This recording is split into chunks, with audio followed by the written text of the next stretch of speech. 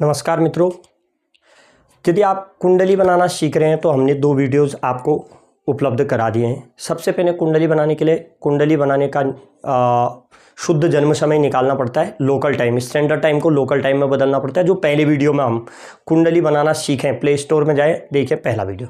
दूसरे वीडियो में हमने इष्टकाल निकालना सिखाया था, उसके 3 नियम हैं, तीनों सिखा दिया हूँ। अब मैं तीसरे वीडियो में आपको क्या लिखा है देखो, भयात, भवोग और जन्म नक्षत्र चरण, ये निकालना सिखा रहा हूँ तीसरे वीडियो में। भयात भवोग निकालने के लिए हमें इष्टकाल की आवश्यकता होती है। चूंकि इष्टकाल निकालना दूसरे वीडियो में सिखा चुका हूं, परंतु इस वीडियो में मैं आपको इष्टकाल निकाल के भयात भवोग निकालना सिखाता हूं और जन्म नक्षत्र का विचार सिखाता हूं। ठीक है, मैं दोबारा एक बार इष्टकाल इसमें, पर नियम एक ही मैं बनाऊंगा। अगर आपको इष्टकाल निकालना बेहतर सीखना है तो पहले दूसरा वाला वीडियो देख लें, नियम 2 वीडियो, दूसरा वाला जो है हमारा प्ले स्टोर में जाकर। परंतु मैं यहाँ पर सिखा रहा हूँ। देखिए, मान लिया जाए भयात भवोग साधन के लिए किसी बच्चे का जन्म 5 अक्टूबर 2000 ईस्वी को हो, 5 अक्टूबर 2000, और जन्म समय 10:47 तो आप उस दिन का पंचांग खोलेंगे। उस दिन का पंचांग खोलेंगे तो आपको उस दिन का सूर्य उदय और सूर्य अस्त मिल जाएगा। अब उस दिन का पंचांग आप उस दिन के पंचांग में देखिए, ये मैं स्क्रीन में ले आता हूं पंचांग। पहले स्क्रीन में देखिए, स्क्रीन में देखिए, आपकी स्क्रीन में आ गया पंचांग। देखिए इसमें 5 अक्टूबर 2000, मैं इसको 2 लाइनों के बीच में ले आया हूँ, 4 अक्टूबर और 5 अक्टूबर को। देखिए है ना, 5 अक्टूबर लिखा है ना, अंडरलाइन और टिक भी करना है हम। देखिए 5 अक्टूबर को, 5 अक्टूबर, उसमें देखिए उसके ठीक सामने हम इस लाइन को अब अंडरलाइन कर रहे हैं हम इसको। सीधे देखिए सामने सूर्य उदय लिखा है घंटा मिनट में 6:50। आप सबसे पहले क्या लिखेंगे, जैसे हमने लिख दिया जन्म 5 अक्टूबर 2000, व्हाइट बोर्ड में देखें एक बार, वापस व्हाइट बोर्ड में आकर देखें। जैसे हमने लिख दिया जन्म समय 5 अक्टूबर 2000, आप भी ऐसे ही लिखेंगे। फिर जन्म समय 10:47 आप भी लिख लेंगे। ठीक हो गया। अब पंचांग में एक बार फिर आइए, पंचांग में देखिए सूर्य उदय कितने में दिया था पंचांग में। देखिए तो सूर्य उदय दिया था 6:50, 6:50। देखिए दिख रहा है ना पंचांग में सूर्योदय 6:50, 6:50। अब आप यहां पर सूर्य उदय भी लिख दें। क्या सूर्य उदय 6:50।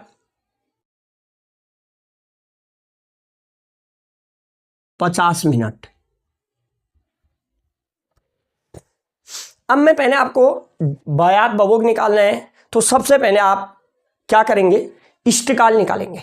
यहां पर लिख देता हूं मैं, इष्टकाल निकालना। इष्टकाल निकालने के लिए क्या करते हैं, नियम 1 कहता है इष्टकाल निकालने के लिए, पहले वाले वीडियो में बता चुका हूं पर फिर भी यहां पर समझा देता हूं। इष्टकाल निकालने के लिए आपको सूर्य उदय में से जन्म समय में से सूर्य उदय घटाना है। 10:47 में से 6:50 घटाना है। घटाता हूं 10, इससे पहले वाली वीडियो में समझा चुका हूं पर यहां पर भी समझा रहा हूं। 10:47:00 10:47, ऐसे सीधी लाइनें खींचनी है। 10:47:00 उसमें से 6:50 घटा दीजिए, 6:50 घटा दिया। 0 में से 0, 47 में से 50 घटेगा नहीं, चूंकि ये घंटा है, ये मिनट है और ये सेकंड है। तो अब 47 मिनट में से 50 मिनट घटेंगे क्या, नहीं ना।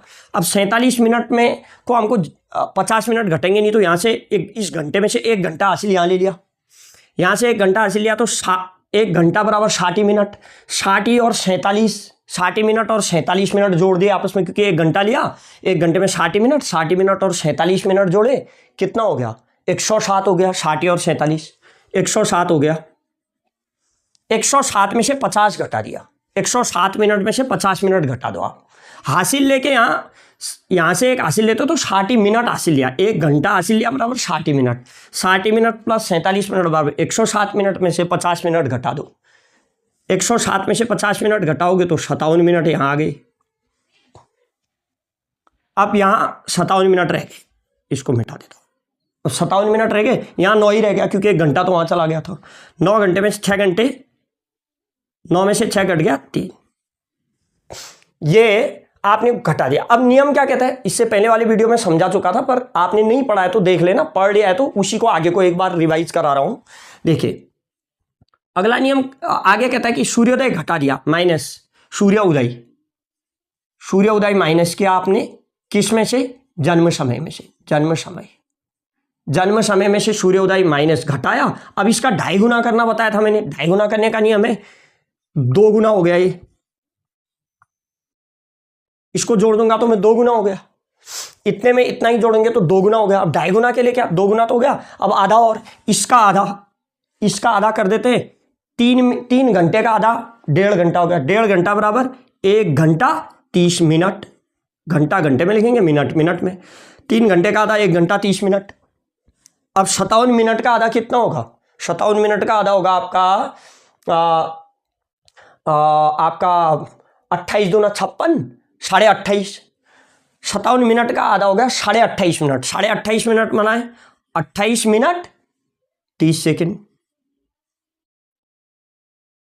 हो गया ये, इसका आधा कर दिया हमने, पहले इतना था इसका 2 गुना ये हो गया, इतना ही लिख दिया तो 2 गुना। अब इस 2.5 गुना करना होता है, 2.5 गुना करने के लिए इसका आधा और करेंगे, तब इसका आधा 1.30, इसका आधा 28.30, जोड़ दिया 30 में 30 और इनको आपस में जोड़ दो, कितने मिनट आएंगे तो सेकंड, इनको कितने मिनट आ रहे हैं, 57, 30 और 28, इन मिनटों को जोड़ना है। अब जोड़ देते हैं, देखो 7, 7 दूना 14 और 14 और 8 22 का 2 हासिल 2 हो गया, 5, 5 दूना 10, 3 13, 13 2 15 और हासिल था 17, 172। अब 172 मिनट तो होते नहीं है, चलो 172 मान लेते हैं एक बार के लिए, 3 3 दूना 6 1 7।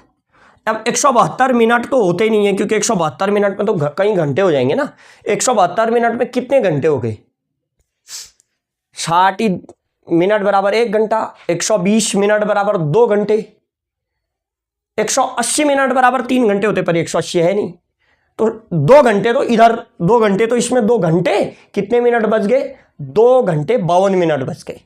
172 को अगर आप घंटा मिनट में 172 मिनट को घंटा मिनट में चेंज करोगे तो 2 घंटे 52 मिनट, तो यहां पर 30 का 30 लिख दोगे, यहां 52 मिनट हो गया, 120 घटाओ ना 72 में से 52, 120 मिनट घटा दिए, 120 मिनट में 2 घंटे हो गए, तो यहाँ 7 2 9, 2 घंटे यहाँ ले आए आप, अर्थात आपने 172 के घंटे मिनट बनाए, 2 घंटे 52 मिनट आ रहे थे, 2 घंटा यहाँ ऐड कर दिया, 52 यहाँ लिख दिया और ये इष्टकाल बन गया, इष्टकाल बन गया। अब हम यहां पर मैं इष्टकाल भी नोट कर देता हूं, ठीक है, यहां पर मैं इष्टकाल लिख देता हूं जो आया था, इसके आधार पर भयात भवोग निकालना सिखाऊंगा। इष्टकाल 9 52 30, इष्टकाल 9 52 30, ये होता है घटी पल विपल। इष्टकाल घटी पल विपल में घंटा मिनट को आपने घटी पल में बना दिया, ये घटी पल और विपल, वही हो गया 9 घटी 52 पल 30 विपल, ठीक हो गया। अब हम इष्टकाल निकालना पहले वाली वीडियो में भी सिखा चुका था, इसमें भी बता चुका हूं। अब हम भयात भवोग की ओर जा रहे हैं, जो आज का उद्देश्य है, ठीक है। भयात भवोग निकालना सिखा रहा हूं मैं, इसको पूरा मिटा के। भयात भवोग के लिए ना आपको इष्टकाल चाहिए होता है, भयात भवोग निकालने के लिए इष्टकाल चाहिए होता है। अब कभी भी भयात भवोग निकालेंगे तो सबसे पहले इष्टकाल निकालोगे, तभी मैं इष्टकाल निकालना सिखाया। अब भयात भवोग निकालने के इष्टकाल आपके पास है नहीं, तो भयात भवोग कैसे निकालोगे, भाई इष्टकाल निकाल दिया ना, अब भयात भवोग निकालना सिखाता हूं। देखो, बच्चा पैदा हुआ सूर्योदय से 9 घड़ी 52 पला 30 विपला में। अब भयात निकालने के लिए क्या करना पड़ता है, सबसे पहले आपको जानना होता है ये 5 अक्टूबर 2000 को जब पैदा हुआ था, उस दिन कौन सा नक्षत्र था, उस दिन कौन सा नक्षत्र था। भयात निकालने का ये आसान तरीका बता रहा हूं, यही तरीका है, उस दिन कौन सा नक्षत्र था। अब आप पंचांग में देखिए, फिर से स्क्रीन में पंचांग में देखिए उस दिन कौन सा नक्षत्र था, 5 अक्टूबर जो अंडरलाइन किया है, 5 लिखा है, देखिए उसके वाले कॉलम में इधर को देखिए, धनिष्ठा लिखा है 40, धनिष्ठा लिखा है 47 घड़ी 20 पला लिखा है ना, देखिए धनिष्ठा, हम अंडरलाइन भी कर रहे हैं, टिक भी कर रहे हैं वहां पर, देखिए धनिष्ठा 47 घड़ी 20 पला लिखा है ना, उस दिन था 47 घड़ी 20 पला था, और बच्चा पैदा हुआ 9 घड़ी में, बच्चा पहले पैदा हुआ और नक्षत्र बाद तक था, ये भी समझना, बच्चा 9 घड़ी में ही पैदा हो गया और उस दिन का नक्षत्र था आपका धनिष्ठा 47 घड़ी। एक चीज ध्यान देना, देखो पंचांग में, देखते रहिए पंचांग में, अभी पंचांग में ही देखिए, बच्चा पैदा धनिष्ठा नक्षत्र 47 घड़ी तक है ना, दिया है ना। अब यहाँ बोर्ड में देखिए, मैं लिख देता हूं यहाँ धनिष्ठा जन्म नक्षत्र हो गया, नक्षत्र है आपका, पूरा ही लिख देता हूं मैं, नक्षत्र धनिष्ठा लिख देता हूं ऐसे, 47 घड़ी, और 47 घड़ी कितना पला था, 20 पला, 47 घड़ी 20 पला, 00 भी पला। देखो यहां देखो, उस दिन 5 तारीख को धनिष्ठा नक्षत्र 47 घड़ी 20 पला तक था और बच्चा पहले ही पैदा हो गया 9 घड़ी में ही, उससे पहले पैदा हो गया। मान लिया जाए बच्चा 9 घड़ी की जगह, माना उसका इष्टकाल, बच्चे का पैदा होने का इष्टकाल 50 घड़ी होता, तो ये धनिष्ठा नक्षत्र तो 47 घड़ी में ही खत्म हो जाता और इस बच्चा जो 50 घड़ी में पैदा होता। तो इसका मतलब ये नक्षत्र बीत चुका होता, फिर अगला नक्षत्र देखते आप कौन सा आ गया। इसलिए कभी भी ध्यान देना चाहिए, अगर इष्टकाल उस दिन के नक्षत्र से ज्यादा है तो उस दिन के इस नक्षत्र को ना आप बीता हुआ नक्षत्र मानना, गत नक्षत्र, गत माने बीता हुआ नक्षत्र मानना। लेकिन अगर इष्टकाल इससे कम है, देखो इष्टकाल यहां कम है 9 घड़ी 52, ये ज्यादा है, तो यही वर्तमान नक्षत्र हुआ, इसलिए इसको आप वर्तमान नक्षत्र बोलेंगे, वर्तमान नक्षत्र। अब फिर से पंचांग में देखो, देखिए अब इस पंचांग में देखो, गत नक्षत्र, गत माने बीता हुआ नक्षत्र, क्या दिया इससे ठीक पहले के दिन का नक्षत्र, देखिए इससे ठीक पहले दिन श्रवण नक्षत्र था, 40 घड़ी 40 पला, इससे ठीक पहले दिन कौन सा नक्षत्र था, श्रवण। तो गत नक्षत्र में लिख देते हैं, गौ मतलब गत नक्षत्र श्रवण, और वो था 40 घड़ी 40 पला 00 भी पला। और ये चीज ध्यान देना, आपको पंचांग में दिखाया, ये ध्यान देना, इष्टकाल अगर वर्तमान नक्षत्र से ज्यादा हो, उस दिन के नक्षत्र, उस दिन के कॉलम में आपने देखा था अभी 47 20 धनिष्ठा, माना इष्टकाल इससे ज्यादा होता है 47 20 से, तो इसको गत मानना, इसको गत मानना, वर्तमान को गत नक्षत्र मानना आप, और उससे अगला धनिष्ठा के बाद जो नक्षत्र दिया होता है उसको वर्तमान मानना पड़ता है। ये लिख लो आप चाहो तो, क्या कि यदि वर्तमान नक्षत्र, लिखना चाहो तो लिख सकते हो, यदि वर्तमान नक्षत्र इष्टकाल से, यदि वर्तमान नक्षत्र से इष्टकाल ज्यादा हो, वर्तमान नक्षत्र से इष्टकाल ज्यादा हो, देखो ये 47 है, ये 9 ही है, कम है, ज्यादा हो, इष्टकाल ज्यादा हो, तो वर्तमान नक्षत्र को गत अर्थात बीता हुआ नक्षत्र मानना चाहिए, गत अर्थात बीता हुआ नक्षत्र मानना चाहिए, और आगामी नक्षत्र को वर्तमान नक्षत्र मानना चाहिए, आगामी नक्षत्र को वर्तमान। ठीक है, अब यहां पर तो ऐसा नहीं था, ऐसा होता तो यहां 50 घड़ी होता तो फिर मैं इसको गत नक्षत्र कहता धनिष्ठा को, और इसके बाद सदभिषा नक्षत्र आता है उसको वर्तमान कहता, फिर उसका मान लिखता वर्तमान में, गत की जगह, गत नक्षत्र की जगह ये लिखता, फिर सदभिषा का मान लिखता मैं यहां पर, परंतु यहां ऐसा नहीं है, कम है तो उसी को वर्तमान मानेंगे। ठीक है, अब देखो, अब नियम क्या कहता है, भयात साधन, भयात निकालने का नियम क्या कहता है, आप लिखो, भयात कैसे निकालते हैं, आप पहले लिखो भयात साधन, लिखो आप भयात साधन, भयात साधन या भयात निकालना, जो भी लिखते हो आप, भयात कैसे निकालें ये लिखो।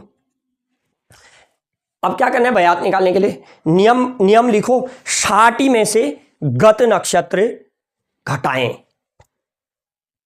इतना लिखो। तो पहले मैं समझाता हूं एक चीज, रुकिए, 60 में से गत नक्षत्र घटाएं, पहले मैं कुछ समझा रहा हूं, भयात किसे कहते हैं। आप चाहो तो इस लाइन को छोड़ के पहले ये लिखो, क्या भयात किसे कहते हैं। देखो पहले मैं भयात शब्द की व्याख्या कर रहा हूं, भयात किसे कहते हैं इसकी व्याख्या कर रहा हूं, ध्यान देना, भयात किसे कहते हैं इस शब्द की व्याख्या कर रहा हूं। भयात किसे कहते हैं ना, भयात कहते हैं कि नक्षत्र जब शुरू हुआ, कोई नक्षत्र जहां पर से शुरू हुआ, भाई एक नक्षत्र खत्म होता है दूसरा नक्षत्र शुरू हो जाता है, दूसरा नक्षत्र जब शुरू हुआ तब से लेकर जब बच्चा पैदा हुआ तब तक वो नक्षत्र कितना बीत चुका था, इसी को भयात कहते हैं। मतलब बच्चे के पैदा होते समय जिस नक्षत्र में बच्चा पैदा हुआ है, जिस नक्षत्र में बच्चा पैदा हुआ है, उस वह नक्षत्र बच्चे के पैदा होते समय कितना बीत चुका था, उसे ही भयात कहते हैं। कैसे निकालेंगे उसका तरीका मैं अभी बता रहा हूं, पर किसे कहते हैं आप ऐसा लिख सकते हो कि बच्चे के पैदा होते समय वर्तमान नक्षत्र कितना बीत चुका था उतने को ही भयात कहते हैं। ठीक है, कितना बीत चुका था, फिर बच्चे के पैदा होते समय वर्तमान नक्षत्र धनिष्ठा कितना बीत चुका था निकालना है ना। आसान विधि है, क्या 60 में से गत नक्षत्र घटाएं और प्राप्त संख्या में इष्टकाल जोड़ दें। 60 में से गत नक्षत्र घटाएं, 60 में से गत नक्षत्र ये है घटाएं, प्राप्त संख्या में इष्टकाल जोड़ दें। घटाते हैं, देखो नियम, 60 में से गत नक्षत्र क्या है, श्रवण 40 गत नक्षत्र घटाएं, घटा देते हैं। 60 में से गत नक्षत्र घटा देते हैं, 0 में से 0 ये भी लिखना, एक गत नक्षत्र है ये भी लिखना साथ में, क्या लिखा है करके भी समझ में आना चाहिए। गत नक्षत्र अब 0, 60 में से 0 में से 40 तो घटेगा नहीं, इसको 60 बनाएंगे। यहां से 1 घंटा हासिल लिया, यहां से 1 घड़ी हासिल ली, यहां से हासिल ली तो 60 हो गया। 60 में से 40 घटाएंगे तो 20, 60 में से 40 20। अब यहां 59 बच गया, 59 में से 40 घटाओगे क्योंकि 40 है तो यहां 19। 60 में से गत नक्षत्र, देखो गत नक्षत्र 40 था, श्रवण 40 घटा, 60 में से गत नक्षत्र घटा है। नियम क्या कहता है, भयात निकालने के लिए नियम कहता है 60 में से गत नक्षत्र कहता है प्राप्त संख्या में इष्टकाल जोड़ दें। इष्टकाल है 9 52 30, इसमें 9 52 30 जोड़ दीजिए, प्राप्त संख्या में इष्टकाल जोड़ दें। ये 30 में 30, 52 और 20 होता है आपका 72, 72 को 12 लिख देंगे क्योंकि 60 से ऊपर गया तो 60 से ऊपर जितना गया, 60 से ऊपर 72 गया तो 12। अब 60 को यहाँ 60 बराबर 1 तो यहाँ मर्ज कर देंगे, 19 और 9 28 और यहाँ से जो 1 यहाँ आया था हासिल 29,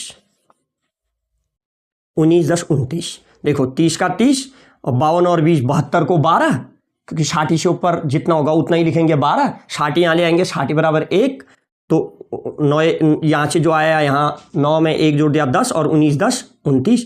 ये आपका भयात हो गया। इसके आगे लिख देंगे आप भयात।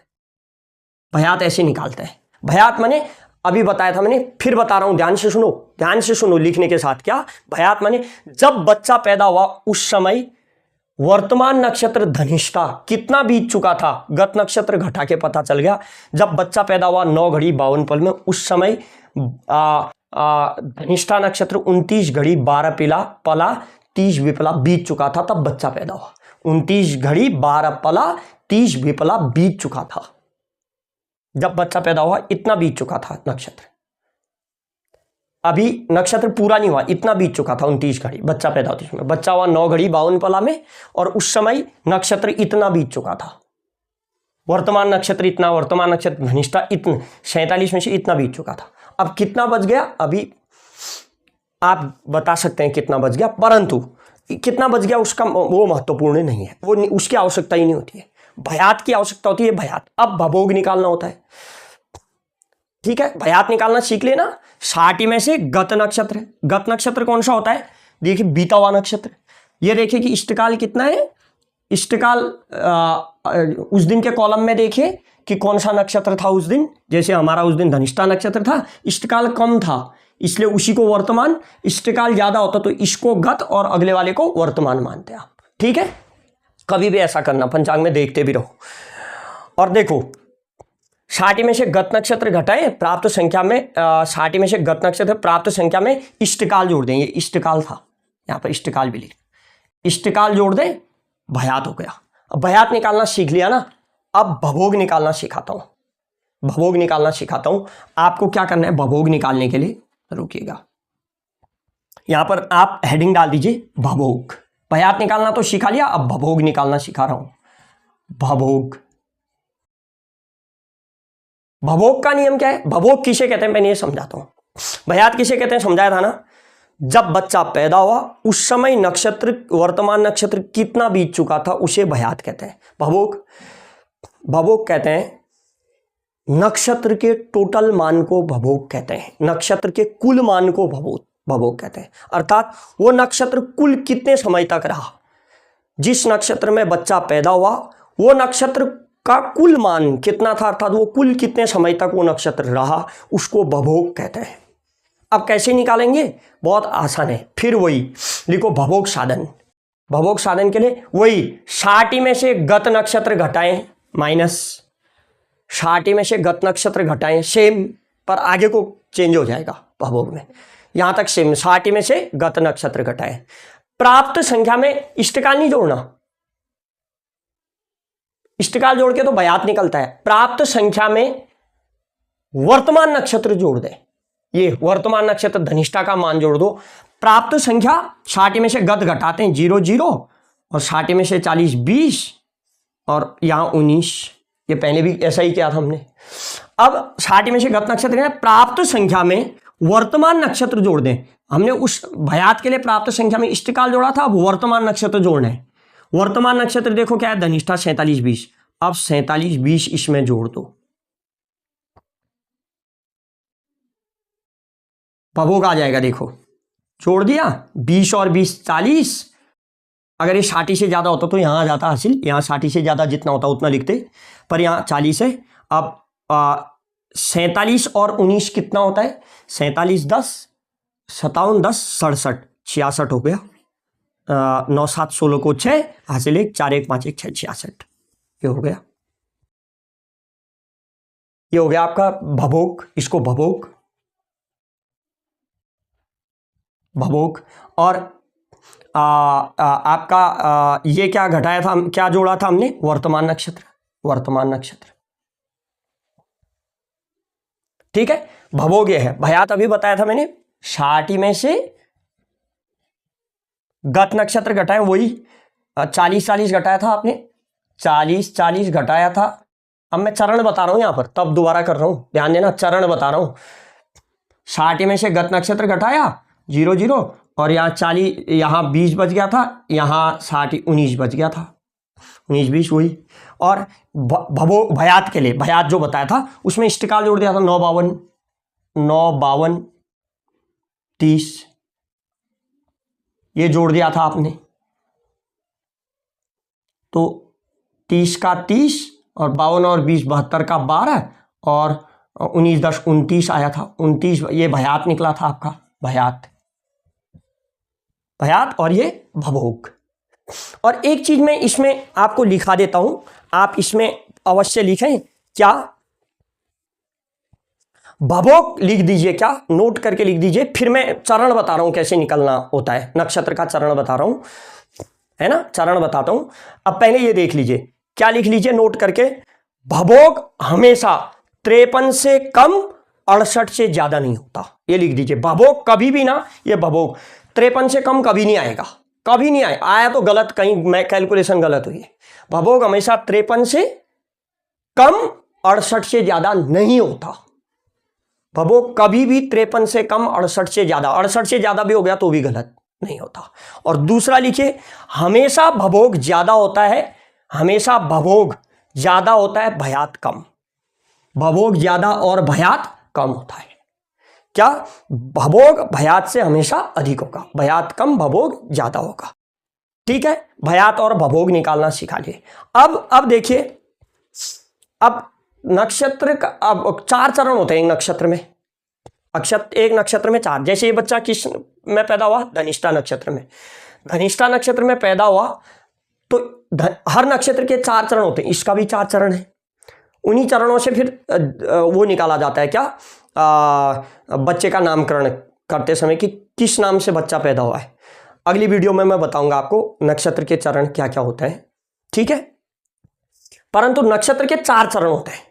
और कौन से चरण से क्या नाम पड़ता है वो अगली वीडियो में। फिलहाल 4 चरण होते हैं, आप पहले ये तो सीख लें बयात भभोग से कौन से चरण में पैदा हुआ तो जान लें, पहले चरण में हुआ कि दूसरे। अब ये बच्चा किस चरण में पैदा हुआ, धनिष्ठा नक्षत्र के, हुआ तो धनिष्ठा नक्षत्र में, लेकिन किस चरण में पैदा हुआ ये बताता हूं। देखो अब यहां देखो भयात कितना था 29/12 और टोटल भभोग था 66। अब आपको ना इस भभोग के 4 टुकड़े कर लेने हैं, इसके 4 टुकड़े बराबर 4 टुकड़े करने आने चाहिए, इसके बराबर 4 टुकड़े कर लो। बराबर 4 टुकड़े करने के लिए इसमें 4 का भाग दो, इसमें भी 4 का भाग दो, ठीक है। वैसे इसको मैं यहां पर लिख देता हूं, भयात है आपका, फिर मैं बताता हूं आपको इसको। भयात है आपका 29/12/30 और भभोग है 66/40। मैं पहले इसको मिटाता हूं ना, यहां पर लिख देता हूं इनको। भभोग है 66/40/00। अब मैं इसको मिटा के इसके टुकड़े बताता हूं, इसको मिटा रहा हूं।